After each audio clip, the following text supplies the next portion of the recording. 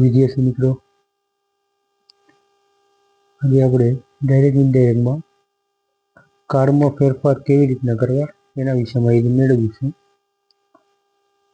ચાલો જોઈએ.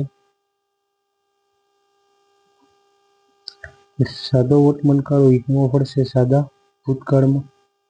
ચાલુ વર્તમાનકાળ કેમાં ફરે? ચાલુ ભૂતકાળમાં. પૂર્ણ વર્તમાનકાળ કેમાં ફરશે? પૂર્ણ ભૂતકાળમાં. સાદો ભૂતકાળ કેમાં ફરે? પૂર્ણ ભૂતકાળમાં. ચાલુ ભૂતકાળ કેમાં ફરે? ચાલુ પૂર્ણ ભૂતકાળમાં. અને પૂર્ણ ભૂતકાળ હોય એમના પૂર્ણ ભૂતકાળમાં, એમાં કોઈ ફેરફાર થતો નથી. નીચે આગળ જોઈએ તો એના સમયદર્શક જે શબ્દ આવે એમાં કેવો ફેરફાર થાય? તો ધીસ આપ્યું, અહીંયા શું કરવાનું? ડેટ.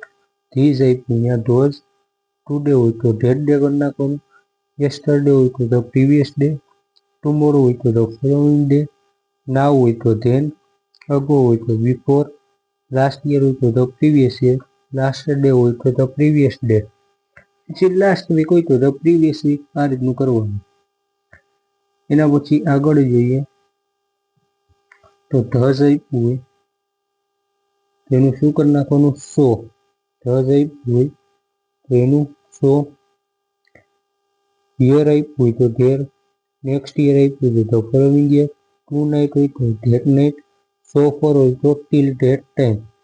તો વિદ્યાર્થી મિત્રો, જ્યારે આપણને ડાયરેક્ટ ઇનડાયરેક્ટ પૂછાયું હોય, પરીક્ષામાં આપ્યું હોય, તેના કાળમાં આ મુજબ ફેરફાર કરવાના, અને જે સમયદર્શક શબ્દો આપ્યા હોય એમાં આ મુજબ ફેરફાર થશે. તો ચાલો નેક્સ્ટ લેક્ચરમાં મળીએ. આજે અહીંયા સુધી રાખો. જો તમને મારો વિડીયો ગમ્યો તો લાઈક કરો, શેર કરો, સબસ્ક્રાઈબ કરવાનું ભૂલતા નહીં.